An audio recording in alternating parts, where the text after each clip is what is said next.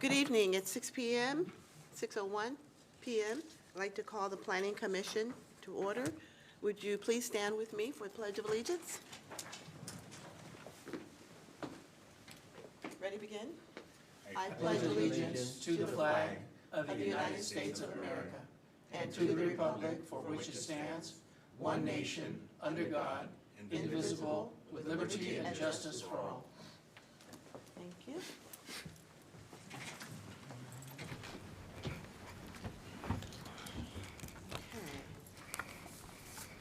Can we have roll call, please? Commissioner Esparza? Here. Commissioner Gonzalez? Here. Commissioner Moody? Vice Chair Weisenberger? Here. Chair Timmons? Here. I'd like to have a motion to excuse Commissioner Moody, please. I move to excuse Mr. Moody. I'll second it. It's been moved and second. May I have roll call, please? Commissioner Esparza? Yes. Commissioner Gonzalez? Here. Vice Chair Weisenberger? Chair Timmons? Yes. Good evening, everyone. I'd like to apologize to each of you for last week. We had to cancel last week's meeting. We didn't have a quorum, but we do tonight. So if there was any inconvenience to any of you, we apologize. Okay, may I have approval of the minutes, please? I'll make a motion to approve the minutes of January 7th.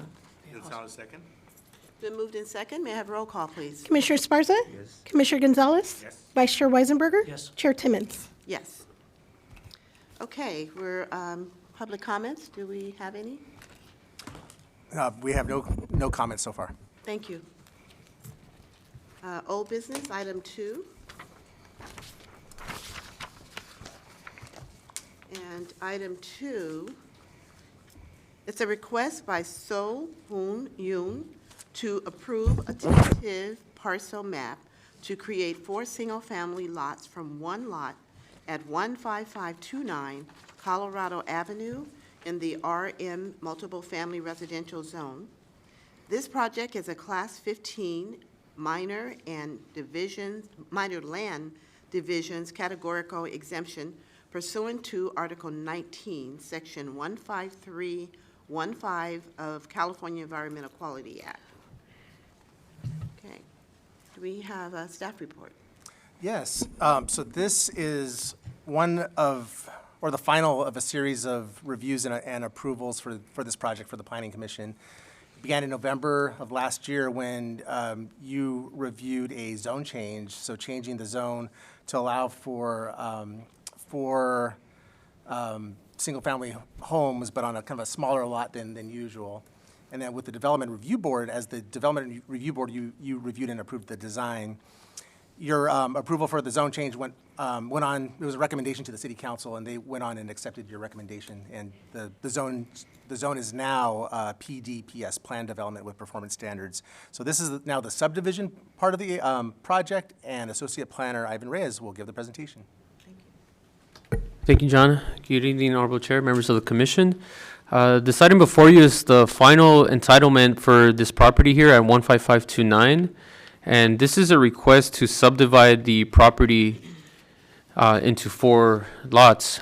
So the tentative parcel map, just to give you a brief summary of how that works, the subdivision maps are processed in 2 phases. The first being in compliance with the California Subdivision Map Act, and then the second with Title 16, which is the subdivision and other divisions of land as part of the Paramount Municipal Code. So this tentative parcel map, with the recommendation of the Planning Commission, will then move on to the City Council for the final map. And as John mentioned, there has been 2 approved entitles back in November for this subject site, the development review application for the 4 units, and then the zone change, as John mentioned, going from RM to PDPS, which is site-specific to this development here. So just to give you a satellite view of the subject site here at 15529 Colorado Avenue, it's located on the west side of the street. It is now zoned PDPS, so tailored specific for that development, and the property measures 14,992 square feet. So the yellow indicates the property line of what that is at the moment. So just to give you a glimpse of the current conditions, there's currently 1 single-family home. So again, this is the measurements of the existing lot at 14,992. So the tentative parcel map as proposed here will create 4 lots. Now, they're not essentially equal in size, but they're relatively close. They're just off by 1 square foot. So the first lot, it measures 3,747 square feet. And then the rest, lots number 2 through 4, will measure 3,748. So they're essentially identical in size and length and width. So I know this is a pretty busy drawing, but let me just sort of explain to you. This is what the city engineer reviewed. This is what they went back and forth with some comments, making sure that all of the proper meets and bounds of this law is adequate and meeting the city engineer requirements. You'll notice in the center there's a gray line that is for an easement. So what that means is there is essentially a walkway that would be accessed from the Colorado Avenue street side all the way to the back towards the west side of the property, which is opens up into the alleyway. So essentially people would be able to use this to walk to and from the property within to access these 4 single-family homes. And just to clean it up a little bit, this is the proposed site plan. As you can see on the Colorado side, there will be 2 driveways there for the 2 units on the street side. And then on the alley side, on the west side of the property, will be access for the other 2 rear units in the back. So for the tentative parcel map, the proposed map is consistent with the applicable plan. The site is physically suitable for the type of future development, and a final parcel map shall be prepared by or under the direction of a registered civil engineer or licensed land surveyor. So with that, it is recommended to read by title only, waive further reading, and adopt Planning Commission Resolution Number PC 25031, approving tentative parcel map number 084884, subject to the conditions of approval and the resolution. This concludes my presentation. I'm happy to answer any questions. Do we have any questions? Yeah, Ivan, to be clear, so the 4 lots, that easement through the middle is not for a vehicle, it's just for a walkway? Correct. It's not big enough for vehicles. It'll just be for access to the entrances of these parcels to access towards the back. So it's more of a access and utility easement. So the access for B1, B2 and B1 are in the alley, and A1 and A2 are on Colorado. Right. Yeah. Thank you. And one more question to that. The easement is really only for the individuals that live in the units, or is it open to the public? It's site specific for the lots. So yeah, it would be pretty much anybody who comes in to access these properties. These are private properties once they get subdivided. But essentially like the male person can come in and kind of access to that. It just makes it easier to access all the lots there from the street. Okay. And I have a question. They won't have any fencing in the alley at all? There is proposed fencing, as you can see on this is a perfect example here of the site plan. Right. Where the garage sort of works as the fence line. And then to the north and to the south there's a side fence, if you will, to divide that. So far, right now, we do not have any clarification on a fence line in the access or utility easement, but that's something that we can work out with the applicant if they decide to do that. Right, because of people coming in, you see, especially with the easement now. That's why I was questioning if Right, it's, because of if the it's alley, for, you yes, see. exactly. For privacy, I think, and security reasons, I think that would be a good idea if the owner would consider. We'll consider that. Yeah. Any other questions? Okay, we will open the public hearing. Do we have anyone in favor of, We don't, but I would like to point out that the applicant is in the audience. okay. Do we have anyone opposed? No, we do not. Would the applicant like to speak?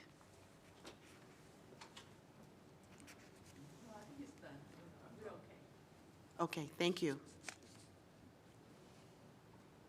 Anybody have any questions for the applicant? Thank you. Okay, I'd like a motion to close the public hearing. I'll move to close. Second? It's been moved in second. May I have roll call, please? Commissioner Sparza? Yes. Commissioner Gonzalez? Yes? Vice Chair Weisenberger? Yes. Chair Timmons? Yes.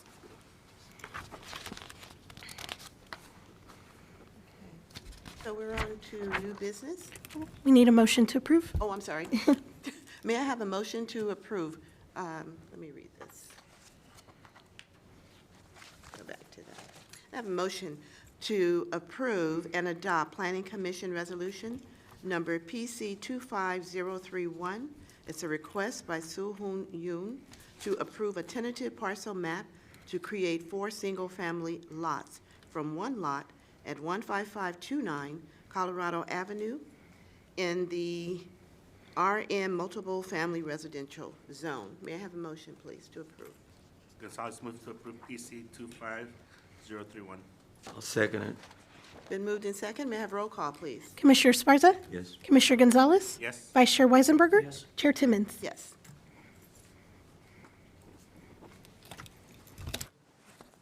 Okay, thank you.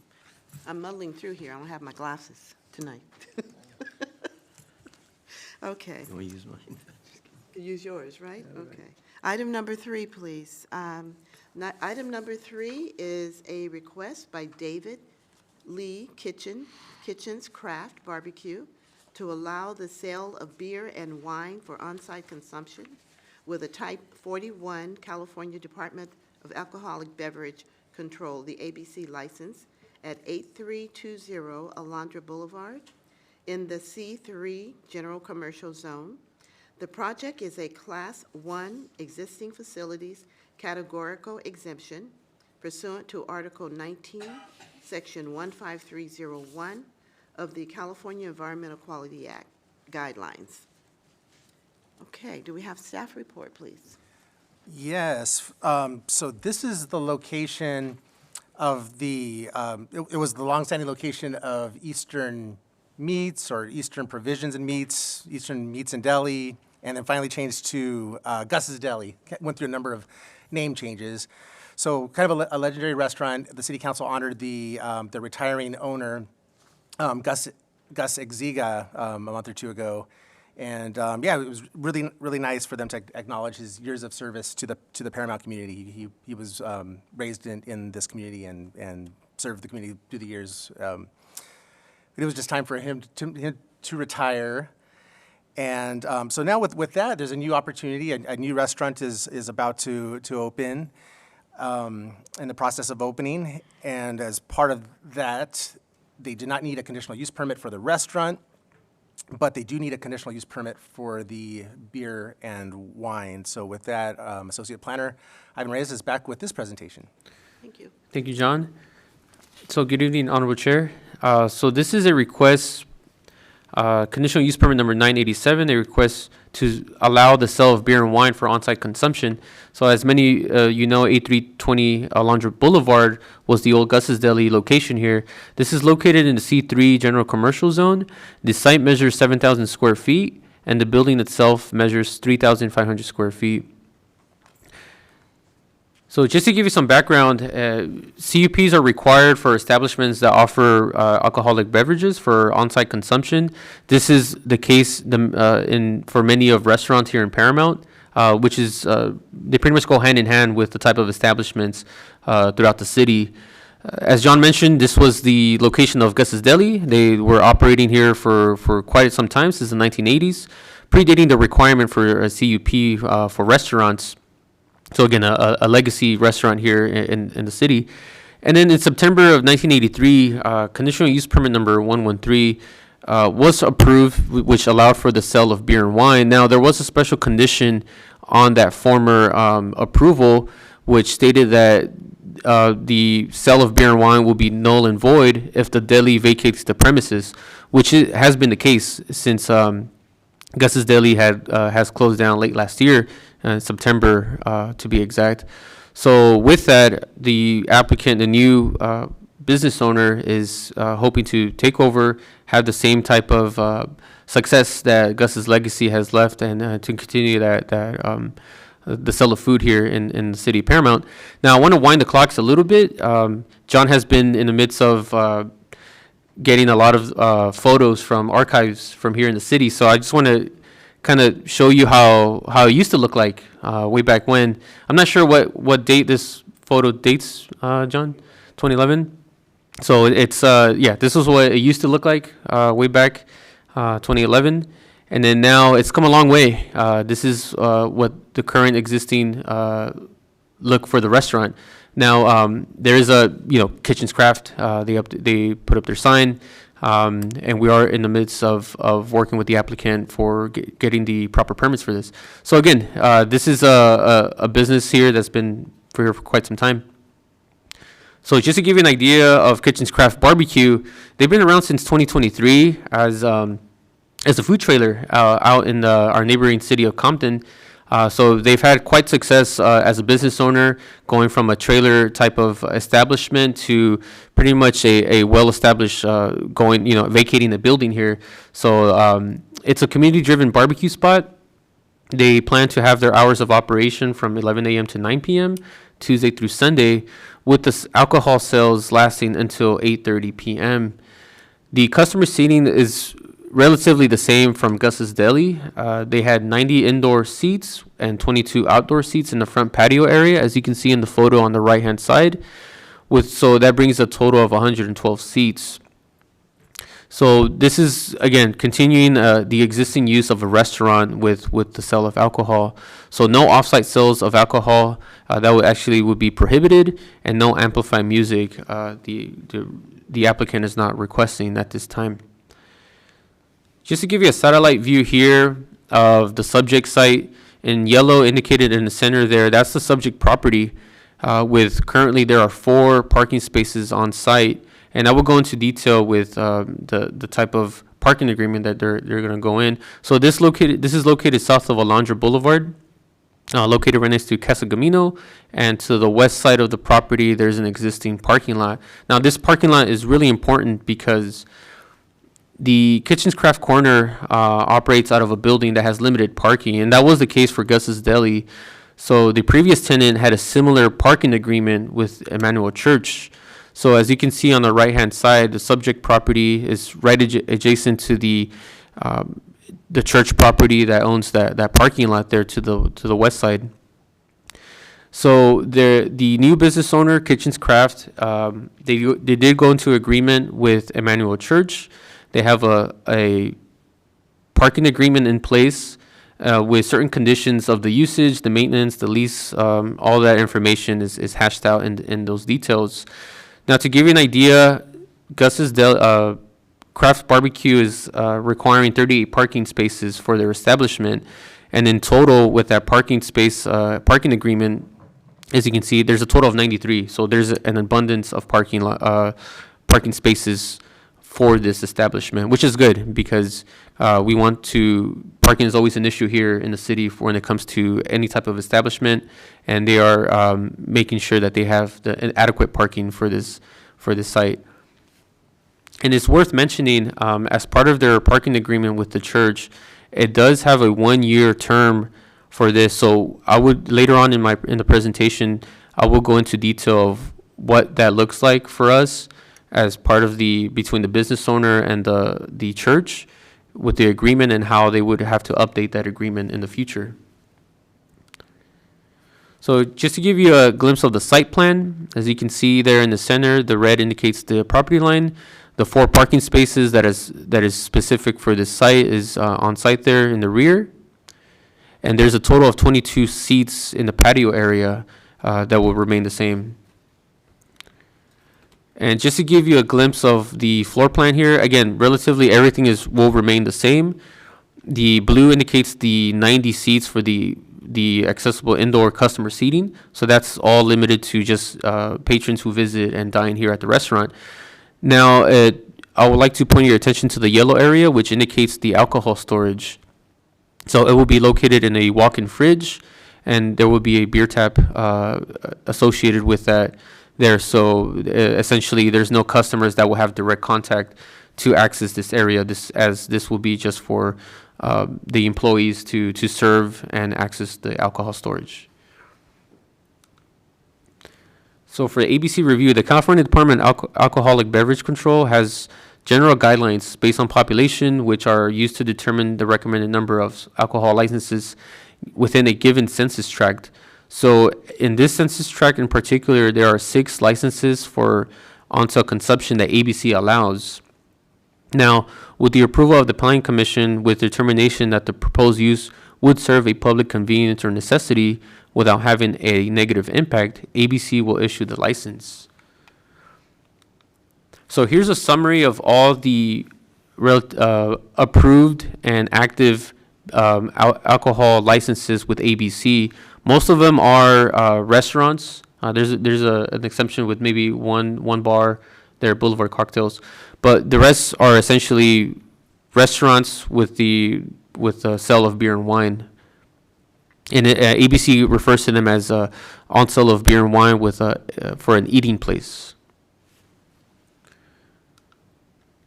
So as part of the conditions of approval, given that there's limited parking and with the agreement in place, staff recommended a 3-month compliance review of impacts of business operations on off-site parking with other potential concerns at the meeting 3 months following the sales of beer and wine. So we will revisit this at the 3-month mark to see how the parking agreement is playing out, how the patrons are essentially visiting this restaurant. Now, I did mention the parking agreement having a 1-year term lease.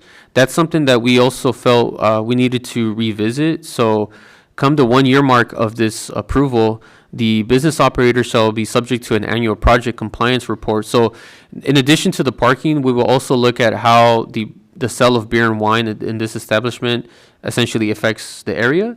So we would be examining any type of issuance with the beer and wine, with the new business in place. We will revisit this at a 1-year mark to ensure that there's no, any issues coming out from this restaurant here. So the Los Angeles County Sheriff's Department and Paramount Public Safety Department have reviewed the request to allow the sale of beer and wine and found no concerns. They also sent us a pretty robust list, which is included as part of conditions of approval in the resolution. So they send us a list of general conditions that they would like to see for this type of establishment that serves beer and wine. Some of them include like having security cameras, making sure that people under 21 are not served alcohol, things like that. This business is in the appropriate commercial zone, as again, Custis Deli was a long-standing business here for many years, and it is compatible with the surrounding businesses. The location is adequate in size with sufficient parking. Again, due to the parking agreement, this will complete that requirement. So with that, it is recommended to adopt resolution number PC 26002, approving conditional use permit number 987, subject to the conditions of approval in the resolution. This concludes my presentation, but I'm happy to answer any questions. And the business owner is actually in the audience, if you have any questions as well. Thank you, Ivan. Do we have any questions? No questions. Okay, Let me good. see. So we will open the public hearing. Do we have any testimony as far as in favor, No, we don't. opposed? No, not opposed either. Would the owner like to speak tonight? Thank you. That's her speaking? Okay. You would like to? As a resident for 35 years. Please come to the podium. if you would. Yes. Thank you. Please come to the podium.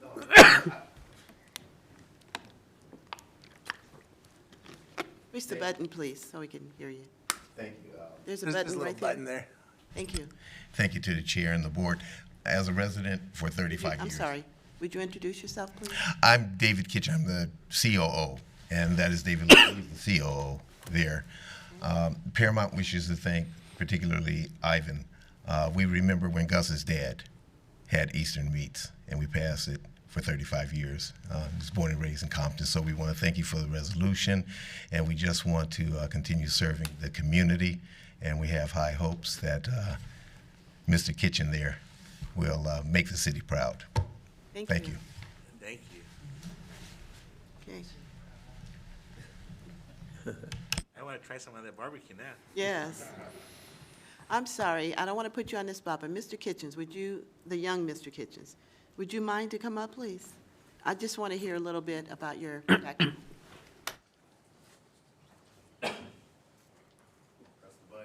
Yes, please. And your name? David Lee Kitchen. Thank you guys, man. Like my dad said, I mean, we've been in Paramount since I was a kid. Went to school in Paramount back when Jackson was Wesley Gaines. Wesley Gaines turned to Jackson. They split the schools to Orange, Zamboni, to Rosecrans, and went to Paramount. So it was a big deal to be driving by Alondra every day as a kid. And I used to always say, I want that spot. And so it's crazy how God works and he brings it together. So, this was like the last little step to, bring a vision to life. So I thank you guys for, considering and I'm looking forward to having you guys come by and have some Q at the spot. We put a lot of love and a lot of time into everything we do. It's craft barbecue, nothing's frozen, everything's from scratch. So I look forward to having each one of you guys host the meetings there. Yeah. You know what I'm saying? So food is good with it, you know what I'm saying? So I appreciate you guys. Thank you. Awesome. Thank you. Thank you. I'm sorry to put you on the spot, but you're a young person. We wanted to hear from you. Hallelujah. Okay. I will open the public hearing. Actually, we will open, so I can close the public hearing. Right. I need a motion, please. I'll make a motion to close. Second? Been moved in second that the public hearing be closed. Can I, a roll call, please? Commissioner Esparza? Yes. Commissioner Gonzalez? Yes? Vice Chair Weisenberger? Chair Timmons? Yes.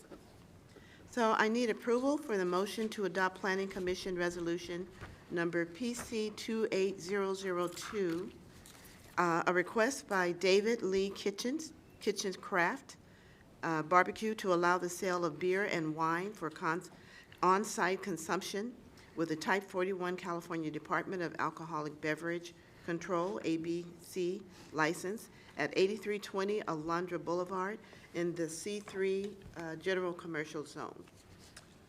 Esparza will make a motion Second? to approve resolution number PC 26002. Second? Been moved in second. Roll call, please. Commissioner Esparza? Yes. Commissioner Gonzalez? Yes. Vice Chair Weisenberger? Chair Timmons? Yes. Welcome to Paramount. Welcome to Paramount. Okay. Okay. We're down to item number 5. Item number 5 Four. is, Or number 4, sorry. I'm sorry, number 4. Told you I didn't have glasses. I'll tell you that today. All right, item number 4 is the permit number 989. It's a request by Celso Jose Izcaquic Garcia Nicole Furniture to operate a furniture manufacturing business at 15123 Colorado Avenue in the M1, which is light manufacturing zone. This project is a Class 1 existing facilities categorical exemption pursuant to Article 9, Section 153 of the California Environmental Quality Act, the CEQA guidelines. And the address update is 15123 Colorado Avenue, Suite A. Right, 15123. Okay. Staff report, please. Yes, so this is kind of a nondescript building on Somerset Boulevard at the southwest corner of Somerset and Colorado. It's actually across from the Sprouts Market. It's under construction. It's had some various tenants through the years, but now we have this proposal for a furniture manufacturing business, and Associate Planner Ivan Reyes, he's up for number 3. Thank you, John. So moving forward, a change of scenery here. This is a request to operate a furniture manufacturing business. So it's 15123 Colorado Avenue, Suite A. This is located in the M1 light manufacturing zone. The site measures 7,500 square feet with an existing 5,000 square foot building. So just to give you some background on Nicole Furniture, it's a family-owned business that's been in operation for over 25 years in the Los Angeles area, and they are looking to relocate to the city of Paramount. They specialize in manufacturing and upholstering high-quality sofa furniture. The proposed hours of operation are Monday through Friday from 8 a.m. to 5 p.m. They are proposing to have 3 staff members, and all furniture production activities will occur within the existing building. So here's a site plan of the subject site. As you can see, it's located on just south of Somerset, west of Colorado Avenue, 15123 Colorado Avenue there, Suite A. The yellow indicates the subject site there for this building, and there are parking spaces to the rear of the building, and that is accessed through the alleyway, the existing alleyway there. So here's a floor plan. I want to point your attention to the top photo. That's essentially the warehouse area that would be used to manufacture for storage, and there's a couple of existing offices there. There are no proposed tenant improvements on the site within, so there's no changes to the floor plan as you can see there. And then there is a mezzanine area right above the storage, the offices. Essentially that's used for storage there for their business. So again, no changes will occur within the building. And here's just a street view of the subject site. There essentially, it looks like 2 identical buildings there, and Nicole Furniture will be occupying the northern part of the building there. Now, there are some conditions of approval to update essentially the building itself. When it comes to any maintenance, if there's any type of blemishes, graffiti, or anything like that, there are conditions to ensure that the business owner takes care of that. In addition to that, there's also window bars. Window bars are not permitted on these windows, so that's another condition that we would make sure we will work with the applicant to ensure that those conditions are met. And for the record, I just want to bring this to your attention regarding the address of the subject site. Los Angeles County formally identifies the property as 15117 Colorado Avenue. However, according to the property owner, who is not the applicant, the address of the subject location has historically been 15123. So in the staff report in the dais there, you have a revised version pretty much addressing the Suite A as part of this CUP for this establishment. So in order to bring order to the address discrepancy, the property owner will be collaborating with the city and the U.S. Post Office to bring consistency to the addresses. So I just wanted to for the record, just state that. As far as the analysis, the proposed business is located in the appropriate zone. It is compatible with the surrounding businesses in the industrial zone, and the location is adequate in size with sufficient parking. And as I mentioned, there's conditions of approval for property maintenance, and one of them being the exterior window security bars shall be removed. And with that, staff is recommending adoption resolution number PC 26003, approving conditional use permit number 989, subject to the conditions of approval in the resolution. This concludes my presentation, but I'm happy to answer any questions. Thank you. Do we have any questions from the board? Yeah, I have, their furniture, is it sold anywhere in the area, or? They were pretty much working with like direct sales. People will put in orders. So we're looking to hopefully have that establishment sell to the general area here in Paramount, serving many communities throughout Southeast LA. So yes, they will be locally here and within Paramount. With that in mind, would there be a showroom? They did not mention any showroom for customers to essentially walk in and see. This will just be assembling, putting it all together and delivering. So not at this moment. Thank you. Questions? I have one question. Can we go back to the slide that we had before? You talked about removing one of the bars, the security, not this one, the one before, I think? Where you talked about windows. removing the security bar? As Is that part of the close to condition? the alley, or is that? Oh, well, the windows are only on Colorado Avenue. So that's closer to the street side there. And as you can see, those are the windows there on the first floor. So those are the windows in reference. And the parking spaces are in the back? The parking spaces are in the back, correct? Oh, okay, so I thought there Because all might be. parking areas Okay, will comply. any other questions? Nope. No? Okay, I'd like a motion to close the public hearing, please. Oh, I'm sorry. I need to hear testimony, please. Do we have any testimony in favor? No, neither favor or opposed. Okay. Do we have the applicant? I do not believe so. No, we don't. Okay, all right. So I'd like a motion to close the public hearing, please. Gonzalez moves to close. Second it? Been moved in second, that we close the public hearing. May I have roll call, please? Commissioner Sparza? Yes. Commissioner Gonzalez? Yes? Vice Chair Weisenberger? Yes. Chair Timmons? Yes. And now I need a motion to approve and adopt Planning Commission Resolution Number PC 26003. It's a request by Celso Jose Escaquique Garcia and Nicole Furniture to operate a furniture manufacturing business at 15123 Colorado Avenue, Suite A, in the M1 Light Manufacturing Zone. Gonzalez moves to approve PC 26003. I'll second. Weisenberger? Thank you. It's been moved in second. May I have roll call, please? Commissioner Sparza? Commissioner Gonzalez? Yes. Vice Chair Weisenberger? Yes. Chair Timmons? Yes. Okay. Item number 5. Item number 5 is a conditional use permit number 990. It's a request by Eric Cabral, California, RZRS Incorporated, to operate an indoor warehouse for the rental of utility terrain vehicles, UTVs, with incidental routine repairs and maintenance of the vehicles at 15526 Vermont Avenue in the M1, which is Light Manufacturing Zone.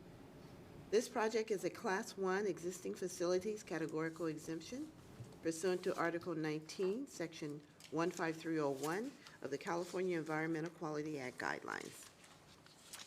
May I have staff report, please? Yes, so this is on Vermont Avenue, just north of Alondra Boulevard.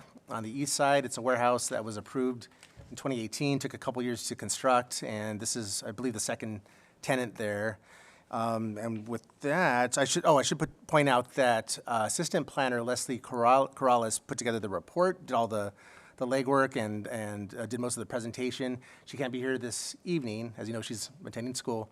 And on her behalf, Assistant Director Monica Rodriguez is here to give the report, give the presentation. Thank you. So good evening, Chair and members of the Planning Commission, as well as the public. So as mentioned, the request before you is hold on, let's see, get the clicker, sorry about that. All right, so as mentioned, the request before you is from Eric Cabral, California RZRS Inc., to approve conditional use permit number 990, a request to operate an indoor warehouse for the rental of utility terrain vehicles with incidental routine repairs and maintenance of vehicles at 15526 Vermont Avenue, located in the M1 Light Manufacturing Zone. So the project site is 7,500 square feet, and the existing building is 3,850 square feet. The subject property is located on the east side of Vermont Avenue between Jefferson Street and Madison Street. The site abuts M1 Light Manufacturing Zone properties to the north, west, and south, and RM multifamily residential properties to the east across the alley. The subject site is 7,500 square feet in size and is currently developed with a 3,850 square foot building, which was built in 2020. The site currently provides a total of 4 parking spaces, including ADA accessible parking spaces. Primary access to the site is available via an alley leading to the parking lot, and a secondary access is from a driveway along Vermont Avenue, which leads to the building's existing roll-up door. As previously mentioned, the building is 3,850 square feet in size. The majority of the building will be occupied for warehouse, and approximately 324 square feet will be utilized for office space. All site conditions exist and no expansion or exterior modifications are being proposed.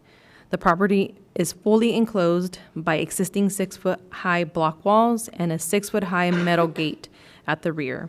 The business employs 2 staff members on-site and operates Monday through Friday from 9 a.m. to 5:30 p.m.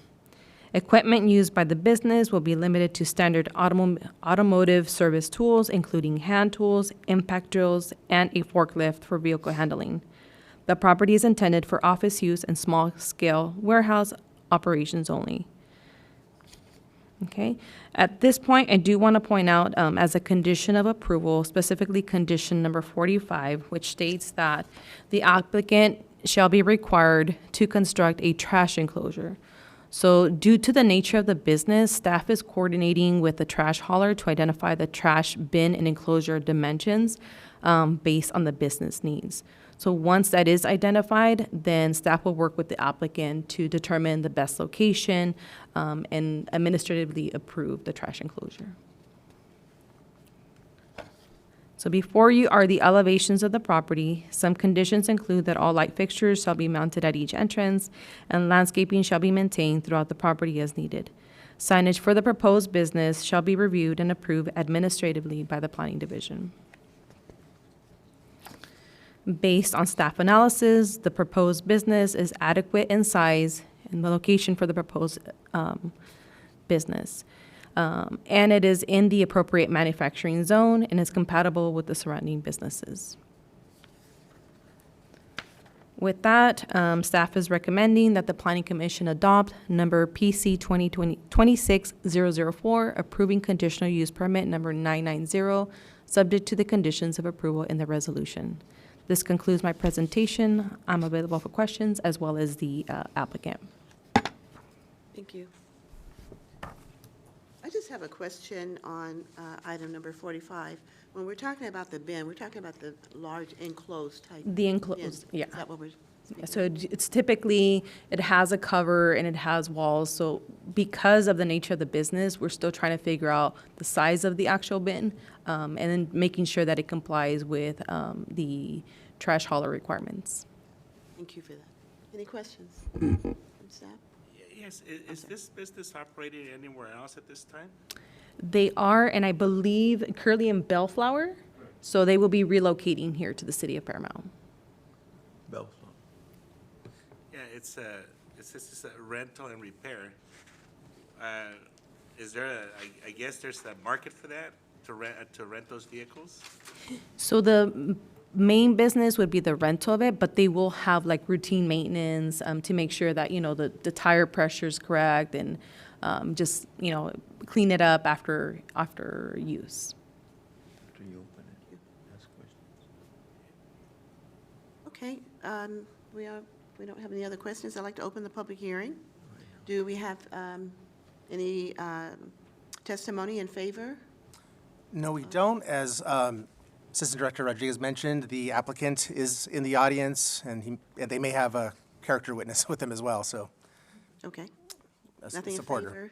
Nothing opposed? And none opposed. Okay. Would you like to speak, the owner? Would you like to come up and speak? Thank you. You want to push the button? Give us your name, please. Hi, my name is Eric Cabral. I'm the applicant. I just want to thank you for the opportunity to present my my application, and hopefully you consider me as a tenant. Thank you. Now, you're moving from Bellflower. Is that the one on Lakewood Boulevard? No, Oh, okay. All right, totally different. yeah, Okay. Any Eric, questions? yes, Yeah, is this a growing business? yes, it is. Well, I hope you do very well. Thank you, Yes. appreciate it. You've been in the business for many years? 2015 we started. Good. Yeah, Wish you luck. thank you. Yes, sir. So I have a question too. Yeah. You advertise like online and then people come and see what they want to rent? Yes, yes. We advertise on Instagram, online. People come over. It's usually they do the reservation on the phone, And then all they come for is just to hook onto the trailer and go enjoy the car for the weekend. Oh, So what kind of UTVs are these? Are these like the three-wheelers, the little four-wheelers with It- open? It's a 4-seat, like sand buggy kind of, like the one on the picture. Uh-huh, Yeah. okay, okay. all right. Can you drive these on the street? No, you cannot drive them on the street. no. Okay, So they have to take them out of the trailer. right. Yeah, you're correct, yeah. And you provide the trailer too? Correct, yes, Oh, yeah. Oh, wonderful. yeah, Oh, well, that's good to know. yeah. Okay. Okay, thank you. Okay, I like Thank you. I like to have this business by the beach. yeah, Right. Right. thank you. Well, you have the trailer, you can drive it to the beach. Thank you, sir. Thank you. Okay, I need a motion to close the public hearing, please. I'll make a motion to close. And I'll second it. Been moved in second. May I have roll call, please? Commissioner Sparza? Yes? Commissioner Gonzalez? Yes. Vice Chair Weisenberger? Yes. Chair Timmons? Yes.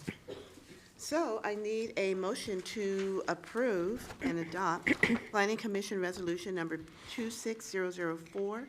It's a request by Eric Cabral, California, RZRS Incorporated, to operate an indoor warehouse for the rental of utility terrain vehicles, UTVs, with incidental routine repairs and maintenance of the vehicles at 15526 Vermont Avenue in the M1 Light Manufacturing Zone. I'll move to approve. Second? I'll second. Esparza? Thank you. So been moved in second. May I have roll call, please? Commissioner Sparza? Yes? Commissioner Gonzalez? Yes. Vice Chair Weisenberger? Yes. Chair Timmons? Yes. Wish you well, sir. Okay, under reports, we have an oral report. Staff? Yes, just a little update on city council actions. There were a few in the last few meetings. In January, the city council reviewed a report on SB 79, Senate Bill 79. So the state passed toward the end of the session, a land use bill that's, from the local perspective, it's pretty controversial. We could say barely passed. So what it does is it overrides local authority for land use for a half-mile radius, a perfect circle, around upcoming rail lines. So in our case, two light rail stations. So the Paramount and Rosecrans station and the C line, which is the Green Line station on the Century Freeway. And it's, if you measure 1/2 mile from the pedestrian access point, there's some categories within 200 feet of the station, within a 1/4 mile, and then from a 1/4 mile to 1/2 mile. Cities will be, beginning July 1st of this year, required, for the most part, it's very complex, but the bottom line is cities would be required to approve housing up to, well, there's a number of categories, but say 100 units per acre, which is very dense. And if you'll recall, the city carefully crafted and approved, through your recommendation, the North Paramount Gateway specific plan a couple years ago. That's for the area on both sides of Paramount, north of Rosecrans, south of Century. And we're in the process of getting to you the Clearwater specific plan. There's differences there's a range of opinions, but I think we're coming to a consensus on approving what the council recommended a few months ago last year for a higher density along Rosecrans in particular, to meet our housing requirements and to kind of tailor it to the city's needs. But with this state law, it goes above and beyond anything that the city was even considering. So just want to keep that in mind as we get to the Clearwater plan. It's a very deliberative process, very public, very transparent, taking 2 or 3 years. The state, through one quick session, has approved this bill that's really could change the face of land use. Maybe my wording may be a little alarmist, but there's that possibility. So the city opposes it, and we're working with other cities to do a cleanup bill. But it's getting the state to make those changes is a challenge. So I think I could just give you a little summary report there. I'd be happy to come back with a little more detail if you'd like. Secondly, Can I have a question on that? yes, absolutely. So even though some plans have already been made for that Rosecrans area and so on, even though they haven't been implemented yet, but they're planned, state can just come in and say, those plans are no good and you gotta change them to meet this new standard? That's, in a nutshell, yes, they have, that is what has happened. So the state went broad. Through the years, they've made some failed attempts that included bus stops. They struck the bus stops, and now they focused on transit. And throughout the year, through the committees, and then the final readings in the Senate and the Assembly, it was approved by 1 or 2 votes. It was really close. So it did get approved, and yes, it did get passed. There were many that thought the governor would not sign it, but the governor did sign that bill. Yes, that was a bill that was very controversial, right? I think that they were talking about the expense to each city if they have to make those changes, right? That's right. As part of our process, a city's normal process for these types of plans, a lot of thought goes into infrastructure. How do you, not just, so say for housing and new development, do you have the water, the utilities, gas, electric, sewer, storm drain, and then public, like parks and schools and on. So we study that. That's a very careful study. Police response, fire response. But in this case, that's all basically bypassed in the state's view. So I hate to give the kind of doom and gloom, but that was something that we it's important to be aware of. And secondly, more on the good news front, the council did approve changes to our home improvement program, which is our program that helps the neediest with their repairs, to the exterior repairs for their homes, and safety repairs on the inside and accessibility repairs. They changed the formula a little bit. We had a maximum of $45,000, and now they raised it to $50,000. So a little more and make it a little more streamlined and better for the neediest. I'm Yes? sorry, can we go back to that? So Yes. you don't have to have a permit for anything under 40,000? Oh, no, there's a process with the city. We're just actually funding it. The homeowners, they actually have to go through a process to get a licensed contractor to do the work, go out to bid under our administration, and they do get permits for the work. So that hasn't changed? That hasn't changed. Right, it's just streamlined, make it a little easier for Yes. the homeowners. Oh, maybe I can tell you a little more. So we used to have, it was $30,000 for a grant, $15,000 for a loan. The city council opted to go do away with the loan and make it entirely a grant with some provisions that the recipient maintain the funded improvements for a number of years. So it's 50,000 now. It's 50,000. So that's They upped it to good. 50. It's good for, inflation. We've had a lot of projects that they were not being paid for. They would not pay for what's required. Right, So- especially a driveway. Yes. Oh, yeah. I've heard Construction that. costs, labor, everything's going up, as you know. Oh, it has. It Where really- where does that money come from, John? The federal government, so it's not out of the city coffers directly. It's HUD, so the Department of Housing and Urban Development. Since the 70s, the city has received allocations of CDBG funds, Community Development Block Grants. Since the late 90s, the city's also received home investment funds grants. I'm sorry, that's too much information. When a city hits a population of 50,000, which we did in the 1990s, you're eligible for home funds. And that was kind of new at that time as well. Yeah. That's a good And they've done quite a bit of that. Yes, hundreds. I have. Literally hundreds. 100. I've seen them. I've Yes. seen It helps the city. windows. I Right. mean, one did windows, Yes. roofs, really Some are, nice. some are more nice way. visible than others, some are more internal. And we could say, as you know, cities has gone through some changes after the early 80s. And the point is, you don't want to go backwards. You don't want to slide back. Right. This is to keep No. blight away, keep blight at bay. And then last night, there were 2 approvals, just to conclude. Monica, Assistant Director Monica Rodriguez, she presented a proposal for a community benefits agreement. You remember approving the self-storage facility at Garfield and Pedersen? Right. And they had a requirement to pay $400,000 to do what they do toward our city museum, and they agreed to that. The council approved the agreement. And secondly, the council approved a new development impact fee program, which is a new fee, but only for new construction of a new ADU, accessory dwelling unit, and multifamily homes. They excluded single-family homes for additions, and new commercial construction and new warehouses, if it's new square feet, not a remodel, but a brand-new building. That concludes my report. Brand new building, all right. Brand new building. May I, a question on the ADUs? They added a fee to that as well? Yes, well, modernized. We've always had fees for, well, not always, since the 1980s, after Prop 13, the state, well, did the voters shifting from property taxes to more user fees and fees on specific development. That's when the city and most cities changed their formulas. So we haven't, the city has not modernized their fees since that time, so decades.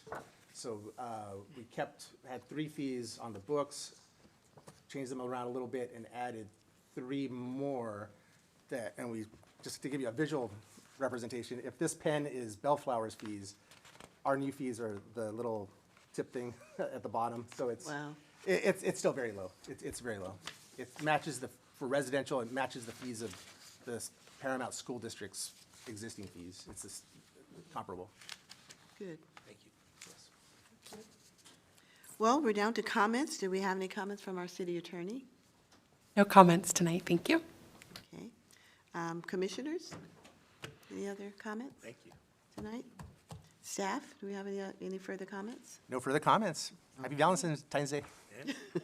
I have a comment, just to, I don't know if you saw the council meeting yesterday Yes. on the honoring Dr. Mrs. Max. Caldwell Oh, yes. of 100 years. Yes. yes, It was really nice, really nice. And also Dr. Max. Dr. Max Martinez, done a lot for our community. They both have. They were So, really nice, good to see that as well. very good. Thank you for mentioning that. Yeah. Okay, we will adjourn the Planning Commission for tonight to a meeting on Wednesday, March 4th, 2026, at 6 p.m. in the council chambers here at City Hall. Adjourned.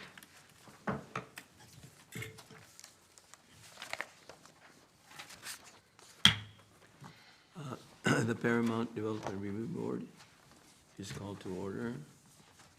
Roll call of members, please. Board Member Gonzalez, Here? Board Member Moody, Board Member Timmons, Here. Vice Chair Weisenberger, Chair Esparza. Here. And what I mentioned to, just From Moody's. for Excuse David me. Moody. Move to excuse Commissioner Moody? Timmons, second. Approved in second. Okay. Board Member Gonzalez, Yes? Board Member Timmons, Yes. Vice Chair Weisenberger, Yes. Chair Esparza. Yes. Item 1 is the approval of minutes of January 7th. Could we have a motion to approve? Timmons, so moved. Weisenberger, second? Board Member Gonzalez, Yes. Board Member Timmons, Yes. Vice Chair Weisenberger, Yes. Chair Esparza. Yes. Public comments? No comments have been submitted. New business, public hearings now. Item 2 is the development review application number 26003, and it's a request by Ara T. Paramount Gateway LLC to modify the exterior of the south building approved with development review application number 23008, revising a single restaurant with a drive-through to a restaurant with a drive-through occupying the east half of the building, and a future business use to be determined to occupy the west half of the building at 15129 Paramount Boulevard in the planned development with performance standards zone. This project is a Class 1 existing facilities categorical exemption pursuant to Article 19, Section 15301 of the California Environmental Quality Act, CEQA guidelines. Motion. I am excited to give this presentation. This is a really good change. You'll see some a change of a tenant, and this is at the former Lindsay Lumber location that you reviewed and approved in August of 2024. And you remember there's 3 buildings in this project, which kind of give you some visuals, right? We'll get to in a second. So there's the main Sprouts building. At the north is a Panera Bread, and just signed a lease with Panda Express. So they're sharing one building. At the south was to be a Starbucks. Starbucks opted out, which was, we saw that as with the developer as an opportunity. And although they haven't formally signed a lease, you'll see some graphics, and we might be able to hear a little more about an upcoming tenant. And so you read the description, or we heard the description. It's basically changing what was to be 1 tenant into 2. And this follows, in I mentioned August of the previous year, in 2024, you approved the Planning Commission approved a conditional use permit for the 2 restaurants, and the Development Review Board approved the design. And you can see the signage there. It's gonna be called Paramount Square, so kind of like that. Ring to that. And here's where it is, between Paramount and Colorado. You just heard a presentation regarding this building on Colorado, so just put it all into context. Somerset at the north, Adams at the south, and right along Paramount Boulevard. And it's really, really prominent, perfect location for any business, center of town. This really is the hub, and it's, commercial core, there's residences. We have although we have a relatively dense population, we also have a huge daytime population with the workers. So we think any business that comes in, they're going to succeed. It's in the circled area. Here's this little status. So at the top is how it was. Well, we all loved Ace Hardware and Lindsay Lumber. It was there for 100 years, which is amazing. But it was showing its age, and it was, maybe the owners, they were ready to move on from this. But, so here we are at the bottom. This is a photo from yesterday at what's going to be a Sprouts. You can see the little Sprouts design there and the color. It's getting painted. If you were to step on the inside, put on your hard hat, you would see that it's really coming around and making progress. They're putting in the T-bar ceiling, the drop ceiling, and the flooring. So it's really looking great. The plywood you see to the side, that's the separate building. That's going to be the Panera and Panda Express. So lots of hammering and work. So this view is the site plan. It's on the left is what you approved, and the right is what we're looking at tonight. And almost identical. It's really the same. It's just the bottoms. That's why on the right it's just highlighting this green area, and you could basically just see there's a line down the middle. So what was going to be a Starbucks is now 2 suites. You have a suite A and a suite B, and the building would be on the west portion, 1,267 square foot space, and on the east half or portion, 1,133 square feet. And just going back, plenty of queuing space. So this is what we like. We want the cars to be queued up within the property. We don't want it to spill out into, someone mentioned earlier today, another business in town that does not stay within the bounds. Right. Here's a close-up. So for now, there's nothing really solid for the west side. And I mentioned there's no current lease for the business on the east side, but there is what's called a letter of intent, which is, in good faith, there's some negotiations happening there. It's looking promising. And this is what was approved. There's the Sprouts. So there's the new, I don't know what that color is, Sprouts greenish. Turquoise it is. Like a turquoise. Yeah, Miami Dolphins. It's like, yeah. And you got. Yeah, we got it. And the Panera and Panda in the bottom, so replace tenant with Panda. And what was going to be the Starbucks. I hear a lot of, we have too many Starbucks anyway, so, they have their fans, but this is kind of an opportunity. So here's, again, this is not, there's no signed lease, but it's very promising. The applicant was nice enough to put some logos on here, so that's really a good sign. Showing you two views. The top is the east elevation. This is what you would see from Paramount Boulevard. Really nice design, combination of stucco, metal awnings, this siding material, the blue, it gives it a lot of character and a little bit of a tower element here, and a little seating outside.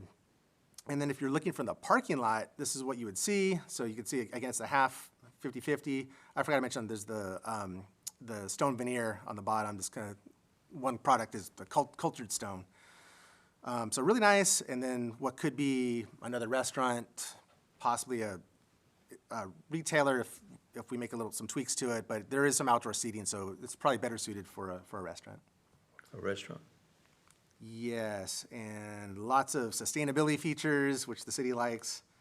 And with that, I should mention, it did come up about the environmental review. So there was a change to the Starbucks is more indoor and drive-through. This tenant that you saw is known for the almost exclusively drive-through, more drive-through than anything. So we had to run it by by the applicant's environmental consultant about the traffic and impacts, and the determination was there was no net change, no net increase. So we're okay, or not enough increase to make a difference as far as impacts to the street. So we're all good. I'm happy to answer any questions, and I'd like to say that the project architect is here, and a representative from Dutch Bros, if I could say that, is in the audience. So, leave it at that. Okay, so we'll open the public hearing then, and we'll hear testimony in the following order. And those in favor, would you like to speak?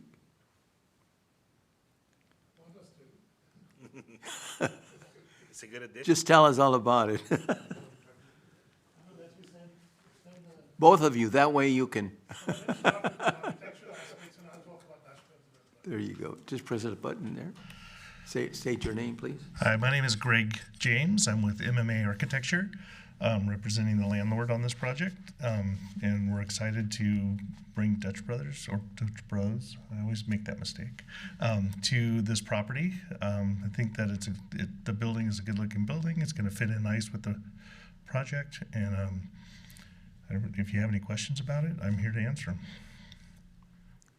Any questions regarding Excited to have Dutch Bros. Dutch Brothers? Do you have a question? I have a question. I'm Good. not familiar with That's Dutch Brothers. Go ahead.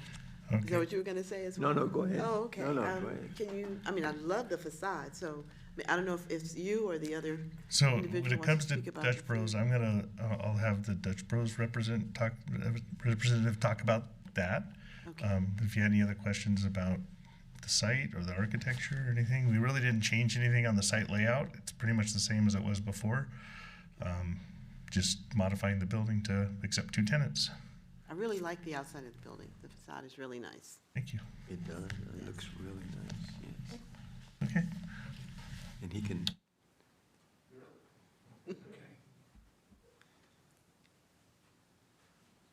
State your name. Good evening. My name is Gurinder, and I'm responsible for construction for 7 states in Dutch Bros, parts of California, starting from Fresno till LA, and also responsible for construction in Wyoming, Utah, Nevada, Idaho, and probably 1 or 2 more I've forgotten in between. Dutch Bros as a company, I recently opened a new store, which was one of our first stores without a drive-through at next to USC at a place called Figueroa. I would encourage Commissioner and the Chair to please look us up on Instagram. We are very popular with just about everybody. It's not just, there is a perception that Dutch Bros is a young person's brand. Well, I can tell you that's not 100% true because I'm no longer a young person. Right. But we support the community very strongly. We encourage most of our team, which is employed within the company for the store, will be local. So the employment opportunities which are going to happen here are giving back to the community is very extensive. The company started by 2 brothers on a handcart in Oregon, And today it's a listed company worth a few $1 billion. So it's the ultimate American dream, all in one lifetime. We are now based in Arizona. Our corporate headquarters is there. I'm currently in the process of building Dutch Bros in Bell Gardens, Lakewood, Signal Hill, Gardena, a few more along the way, So the community loves us. We are very popular. Kids love our drinks, but so do older people. In fact, one of my first pictures when I joined the company a few years ago, and I remember Upland, which is a long way away from here. When we opened the store there, the first two people who came out were in their 70s, and evidently they had been traveling from almost 3 states, and their only mission was to go to each Dutch Bros launch. So they would go to every launch, and we would meet them there. And at that time, I was new to the company. I didn't know all this. I met them, so I always joke that the most loyal customers are actually the older ones. They can afford to pay for the drinks anyway, so they don't have to wait for mom and dad to come and shop. Good. So that helps. But jokes apart, it is very much a brand which supports local employment, and we always look forward to helping the community in any way we can. The product itself is fairly compact. It's less than 1,000 square feet. And we typically service through the drive-through window, and we have a separate dedicated walk-up window. So we encourage both aspects.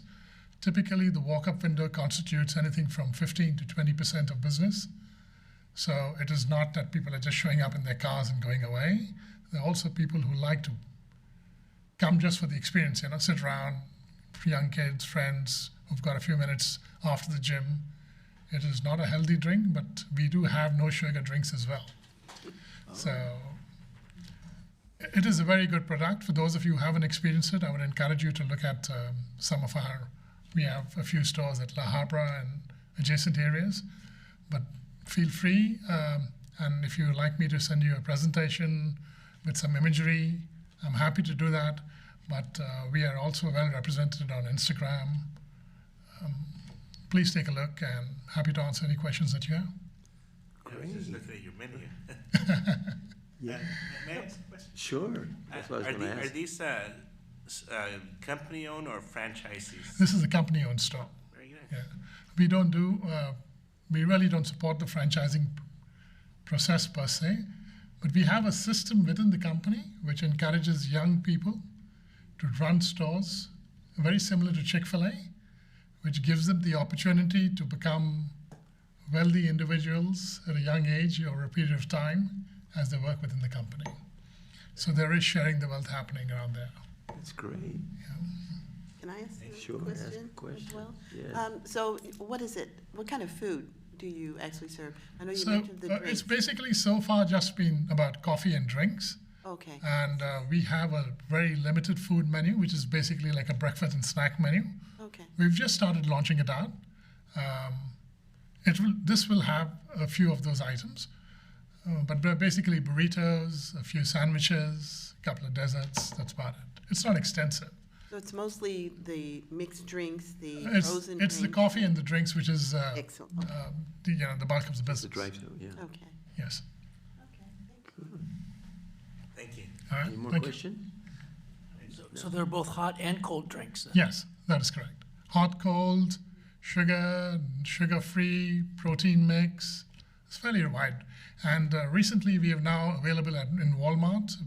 You can buy Dutch Bros coffee in Walmart now, and a few other retail brands, All right. Amazon, so on. Well, that's nice. Well, good luck. Look for You that. have a good location. Yes, There'll excellent. be a lot of kids going through, let me tell you. Well, I'm looking to forward There's to a seeing you school, there there's first. schools all over the place right And right there. across the street. They'll be, oh yeah, that's the way they walk through there. Excellent. And I'm sure our marketing and real estate teams took that into consideration before they Of course. selected That's the great. location. Yeah. Great for considering. I've actually Paramount. been in touch with the team. I've made 2 tours of the site before we actually approved it, and we feel we'll be a valuable addition to to the city, and I think the city will be a valuable addition to our company as well. This works both ways. I think you will, yeah. Thank Thank you. you. Just Thank before you Thank you go, for choosing Paramount. just a little bit of history. We needed something different, right? Just a little bit of history in that in the 1920s and 30s, there was quite a population of Dutch people here Oh, how in interesting. Paramount, yeah. And Oh. it was a dairy community. In fact, we even, dairy cows, of course, have to eat hay. So we have a historical Paramount hay tree where they say that the price of hay nationwide was established on a daily basis right underneath that tree. Oh, how interesting. And just a fun fact for you, it's called Dutch Bros because it was set up by two brothers, and originally they were dairy farmers back in Oregon. Wow. Oh, my So, God. you know, I mean, Might have a cycle, connection. The people the there are connection's still there. still living here, the Dutch, really, would be, you know. Yeah, yeah, we That's still good have, you brought that up. yeah, we still have a Dutch. Yes, we do. Presence here in town. that's why we had the logo of a windmill, you know. Yes, To make you the do, the connection. windmill, Yeah, yes, you that'd be do. cool. Yeah, thank you. Oh, that's nice, that's Well, good. Thank happy you. to have you. Thank you. Good to have you. Good luck. Yep. Any more questions? Any? Thank you. No? Okay, well, let me see, motion to close the public hearing? Or, right, we get that. Gonzalez moves to close? Yes, close. Timmons, second? All right. Board Member Gonzalez? Yes. Board Member Timmons? Yes. Vice Chair Weisenberger? Yes, Chair Sparza? Yes.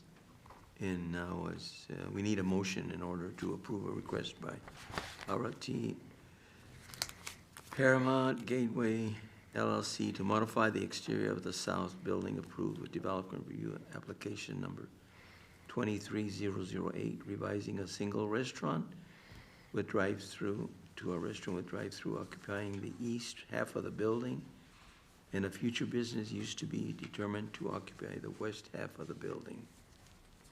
Timmons, so moved. Gonzalez, second? Approved in second.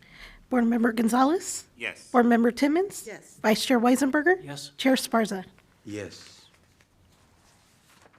Okay. Looking forward to it. Gotta try that out. Huh? Have to try that. I haven't been Yeah, looking forward to become a Dutch. I can do that. Item 3 is comments. Board members, any comments? Thank you. Staff? No comments from staff. Okay. So the Paramount Development Review Board is adjourned till Wednesday, March the 4th, in these council chambers in City Hall, Paramount. Yes.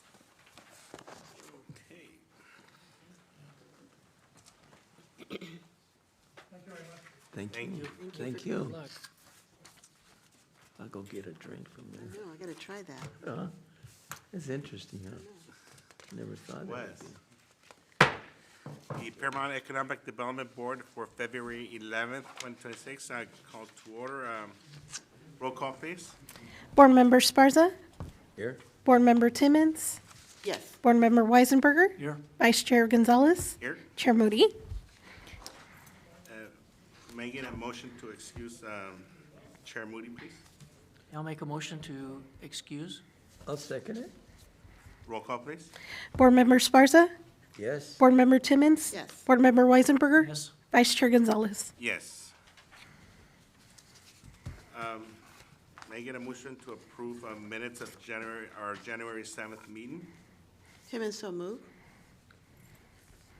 Weisenberger seconds. Roll call? Board Member Sparza? Yes. Board Member Timmons? Yes. Board Member Weisenberger? Yes, Vice Chair Gonzalez? Yes. Do you have any public comments? No, we do not. Oral report? Yes, this is just a quick follow-up. So Associate Planner Ivan Reyes, a month or two ago, gave a report on the various economic development activities going on. And he has just a quick update. Wearing two hats tonight. That's right. I promise this is my last presentation for today. Yeah, so as John mentioned, the Open Rewards Shop Local program is now live. So I just want to briefly go over how that looks like. As I mentioned late last year, this is a open rewards app. It's a good use. So I took some screenshots. I signed up, I logged in, I made my account, and I want to show just some of the businesses here in Paramount. We have Tierra Mia Coffee, we have Dollar Tree, we have Stater Brothers, we have Love Car Wash here. So there's currently 5% rewards that you can earn. The more money you spend on these businesses all throughout the city, you can get that cashback rewards, and you can use it to redeem them when you're purchasing. So some things, could be free. So this is really good in terms of sales tax. When we talk about sales tax, the money that we're spending here in Paramount gets generated through the sales tax. It gets, sent back to the city, and it's just a big circle here. So I'm looking at the app at the moment right here on my phone, and it has pretty much all types of establishments here in Paramount. The Habit Burger, it has, I'm looking at the food and drink, Domino's Pizza, Casa Delita, essentially all the businesses here in Paramount. Looking at the grocery store, grocery outlet, Stater Brothers, the Northgate Market here, so grocery outlet, some types of services here provided with like different barbershops. I mentioned Love Car Wash there as being one of them, different types of hair, nail salons here. So it's a good resource. I encourage everyone here to sign up for it. That way, all the money gets sent back to, and just tying it back to the economic development aspect of it, it's a community-wide rewards program to incentivize consumers to shop local business within your city here. So it directly stimulates the economy, keep local dollars local, and consumers love it, businesses grow, and so on and so on. So it's a good resource, it's live, and I encourage everyone to apply. I have a question, Ivan. Sure. Is this, you say you were looking at the app? Yes, this is directly an app here that you can download and sign up for on your phone. The app. It's called Open Rewards, Yes, Open Rewards. Open Rewards app.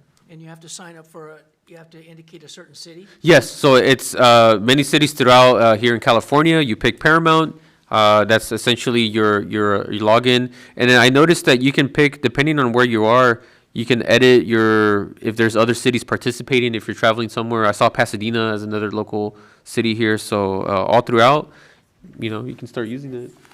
Yes, that's the one. Yeah, it'll say Shop Local on your app store. But it's a really good one. I'm signing up here and then just, start using this. Oh, go ahead. How would a person redeem the rewards? So there's, on the app, it tells you depending on where which business you have, frequent for quite often, it'll say it's as easy as claim/redeem, and you'll pick whichever one business you've been using. For example, let's say Dutch Bros. It'll tell you on the app where you can redeem it, how much you can redeem for. Claim lets you earn rewards from your purchases, so it'll tell you all the purchases that you've done within here in Paramount. So you could go to that store. So how's it connected, I'm sorry, may I ask? How's it connected to your phone? Is it maybe like Starbucks, they have like a little insignia and you push that and? Yeah, so. Or they scan it when you purchase? Right, so any participating business will show up here. So this will be a good indicator of how to track all of your purchases here. So I haven't done a purchase yet. I just really just got it now. But there's voucher redemptions that you can earn. It says here 13 shoppers have claimed already rewards for Dollar Tree. So it's just going through all of this. You can claim and redeem any of these rewards here, and it'll show up to your specific account that you sign up for. And it'll show you the stores? It'll show you all the stores, all the participating stores based on your location. So is the application on the App Store? Yes, it's on the App Store and the Android, Google Play to download. So it's this is really exciting. I'm ready to just start spending here in Paramount. We can take maybe a tutorial right now if you want us. Yeah. No, I'm just kidding. Yeah, for free. We're happy to help. Really, like Stater Brothers, IHOP, I mean. I think I know you brought this to us before, but this is really such a good idea for purchasing and keeping the business in our city. No, really. Yeah, and it's a good idea. Getting a reward. Yes, That's the but I most- do have another question, if I may. Please. So if you get the rewards, is it possible, say for instance, like you said, they're all over other cities, you get a lot of awards here, can you use those awards somewhere else? I believe it's by jurisdiction. So if the particular store in your city is participating, then it'll only work for that. The purpose is to keep it all local within your spending city that you're into Yeah. to stimulate that. So, yeah, it'll be just regional based on your city. On your city. Yeah, I guess the purpose is to encourage us to shop In our city? wherever you shop, in Yeah. Northgate or. Or where you live, essentially, yeah. So just keeping it local. Because other cities have like Northgate and stuff like that. Any other questions from the commissioners? Do we have any comments from staff? No, we don't, thanks. In that case, we will adjourn to our Wednesday, March 4th meeting here in the council chambers. We are now adjourned. Okay. All right.